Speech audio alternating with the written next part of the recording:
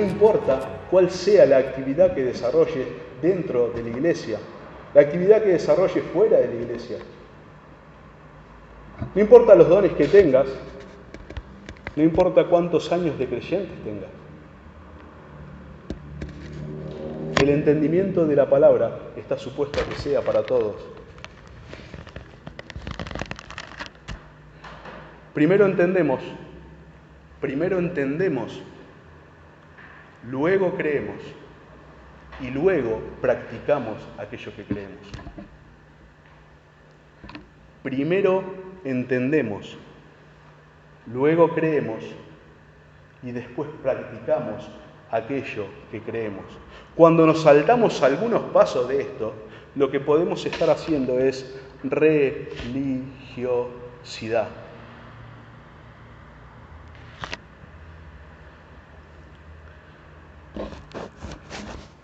Ahora, ¿qué nos proporciona o qué nos da el hecho de aprender ciertas normas interpretativas de la Escritura? Bueno, en primer lugar, no divagar en la Escritura, no espiritualizarla. ¿Saben que cuando el apóstol Pablo le escribe a Timoteo, le dice, alejate de las fábulas, como dice, fábulas profanas y de viejas?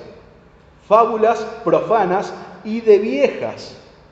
Mírenlo ustedes al apóstol Pablo, qué forma de dirigirse. Ahora, siempre es importante, y si bien lo vamos a desarrollar más adelante, cuando encontramos alguna expresión de un escritor, ver si después repite la misma expresión. Porque por ahí el marco contextual, gramatical, nos amplía un poco más aquello que está queriendo decir.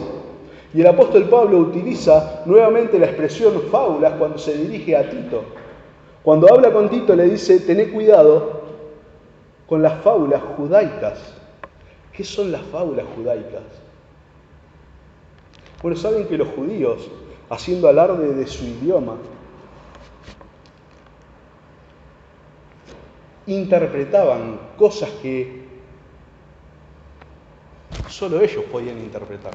Por ejemplo, cada letra del alfabeto hebreo tiene un número, ¿sí? Cada letra del alfabeto hebreo tiene un número. La palabra Eliezer, el siervo de Abraham, si agarrás cada letra y la sumás te da 318. Ahora 318 eran los siervos con los que Abraham fue a liberar a su sobrino Lot. Entonces llegan a la conclusión de decir que en realidad Abraham no se había ido con 318 hombres, sino que se había ido con el gran siervo Eliezer a buscar a su sobrino Lot, y lo trajo porque él era un poderoso, fuerte, que equivalía a 318 siervos.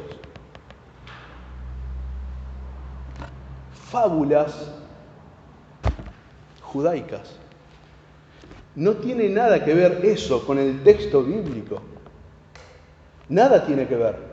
Ahora uno puede decir, bueno, pero en realidad no estás contradiciendo nada, estás diciendo algo que la Escritura no dice.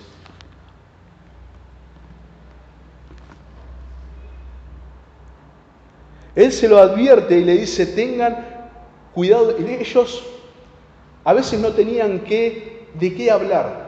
Y se juntaban así entre 4, 5, 6, 7, 8 maestros. Y se juntaban y se quedaban. A ver, algo tiene que salir.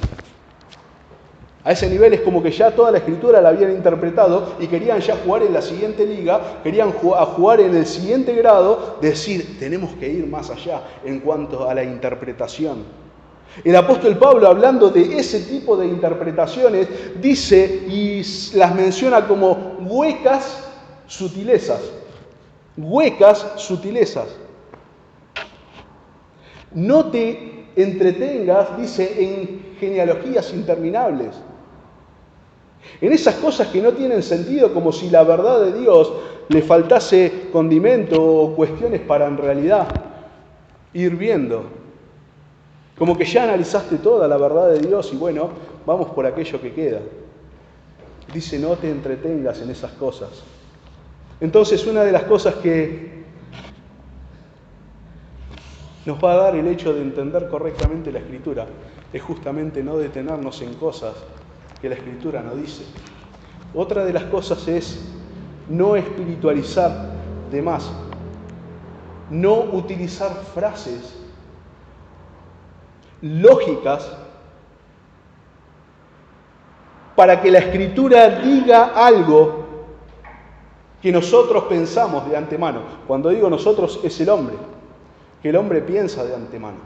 Hay muchas frases lógicas, por ejemplo, pare de sufrir. Hay una iglesia fundada bajo ese lema, pare de sufrir. Dios no quiere que sufras. Dios no quiere que vos estés en esa condición. Suena lógico la expresión. Dios no es malo. Pero yo puedo ver en la Escritura que Dios hay muchas veces que sí quiere que sufra. Caso de Job, por ejemplo. Él tenía un propósito ahí. La expresión es lógica. Pero el Señor nunca dijo que nosotros no habríamos de sufrir. De hecho, Él nos garantizó los sufrimientos. En el mundo tendréis aflicción, dice, pero confiad, yo he vencido al mundo. Una frase simplemente porque vende y porque es racional y porque de fondo en la foto aparece la Biblia, no quiere decir que la Biblia vale aquello que se está diciendo. Muchas veces pasa eso y lo interesante de eso y lo contrastante de eso, y que es vital remarcar, es que la palabra de Dios no es producto de la razón humana. La palabra de Dios no es producto de la razón humana. La Biblia habla de Dios, de cómo Dios es, de lo que Dios piensa respecto de cada cosa, de lo que Dios hizo, de lo que Dios hace y de lo que Dios hará, de cómo su carácter es y de cómo nosotros, los hombres, aquellos que fuimos creados, debemos alinearnos a Él. La palabra de Dios tiene a Dios como el objeto.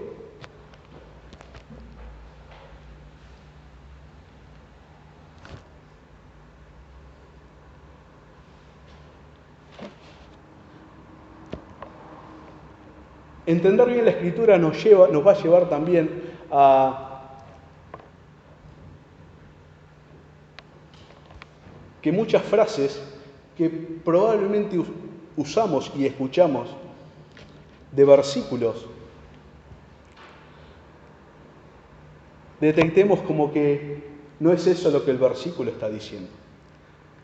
A veces escuchamos el hecho de decir ninguna, ¿cómo es? La Escritura no es de interpretación privada. ¿Hay un versículo que dice eso? Claro que sí. Hay un versículo que dice eso, la Escritura no es de interpretación privada. Y se utiliza a menudo para señalar y decir que nadie puede entender de la Escritura lo que le parezca, sino que tiene que entender lo que la Escritura dice. Y si bien eso es verdad, nadie puede entender de la Escritura lo que quiera, el texto de 1 Pedro no dice eso. El texto dice cosas como, por ejemplo, entendiendo primero esto, que ninguna profecía de la Escritura es de interpretación privada, porque nunca la profecía fue traída por voluntad humana, sino que los santos hombres de Dios hablaron siendo inspirados por el Espíritu Santo. Lo que dice el texto no está refiriéndose a la interpretación que en la actualidad nosotros tengamos de la Escritura. Está refiriéndose a la composición de la Escritura. Está diciendo, ninguno de los 40 hombres que participaron en la Escritura reinterpretaron a Dios o dijeron lo que me parece a mí que Dios quiere decir es esto. No, ellos simplemente fueron inspirados por Dios, guiados por Dios, para escribir lo que la Escritura dice. Ahora uno puede decir, bueno, pero ¿qué tiene de malo utilizar una frase que aparece en un versículo si en realidad no estoy diciendo nada que sea antidoctrinal? No estoy diciendo algo que vaya en contra de la Escritura.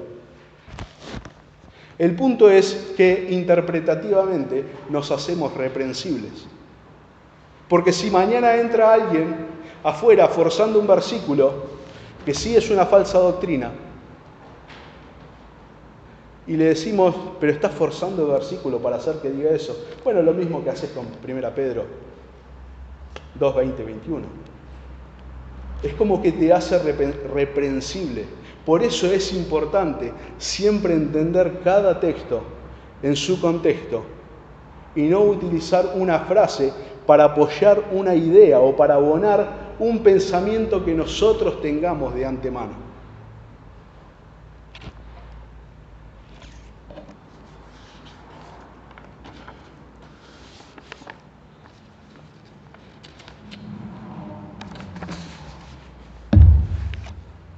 ¿Cuál es el sentido correcto de un texto? ¿Cuál es el sentido correcto de un pasaje bíblico? ¿Es lo que yo crea? ¿Es lo que ustedes crean? ¿Es lo que nos parezca a la mayoría? ¿Es lo que dicen los libros escritos hace 50 años, 100 años, 600 años? ¿Cuál es el sentido correcto de un texto? El sentido correcto de un texto es entender qué fue lo que el autor quiso decir. Ese es el sentido correcto de un texto. Entender qué fue lo que el autor quiso decir. No importa si yo estoy de acuerdo con lo que él dijo, no importa si a mí me cierra, si la lógica, si es lo que el autor quiso decir, dejemos que sea lo que el escritor dijo. Siempre que vayamos a la Biblia, dejemos que ella hable. No que nosotros digamos, bueno, es como que ella abone un pensamiento nuestro, que ella argumente una teoría nuestra. Que la Biblia hable las veces que hable por sí misma primero, porque Él debe hablar primero. Ahora, una de las cosas primarias que vamos a visualizar a la hora de ir viendo la Escritura es que la Escritura, para ver la palabra de Dios, esto no puede ser entendido como ciencia. ¿Qué es la ciencia? ¿Cuál es la definición de ciencia? Ciencia es conocimiento perfectible racionalista que nace a partir de una teoría o una hipótesis. Es un conocimiento que está aprobado por hombres. Bueno, la Escritura no es un conocimiento que esté sujeto a la aprobación de los hombres. Aun si los hombres ninguno aprobasen la Escritura, si a ninguno le gustase lo que la Escritura dice, ella va a seguir estando allí. No es perfectible. La Escritura no es perfectible. ¿Por qué? Porque no puede mejorar. No puede ser más perfecta. Es todo lo perfecto que la palabra perfecto, valga la redundancia, puede sostener. Esa es la Escritura. No es racionalista por lo que dijimos anteriormente, no es producto de la razón, no es producto de una teoría y no es producto de una hipótesis. La Escritura proviene de Dios. La Escritura no es ciencia, la Escritura es la verdad. La Escritura no es ciencia, la Escritura es la verdad. Más que, por eso digo que la enseñanza de la palabra de Dios, más que personas sentadas en un pupitre tomando lecciones, es la imagen de un padre enseñándole a un hijo cómo se debe vivir, qué es lo que debe tener en consideración, qué es lo que debe respetar, qué es lo que no puede hacer, qué es lo que sí debe hacer.